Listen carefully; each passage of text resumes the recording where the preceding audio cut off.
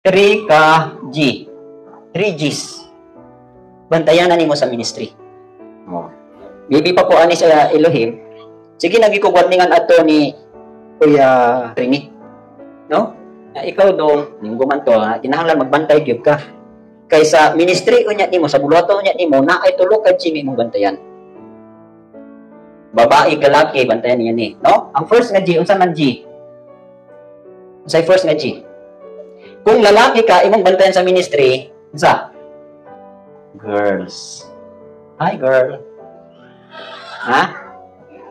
So, kung lalaki ka, kung babae ka, bantayan na yung G, gyapon. Unsa gali?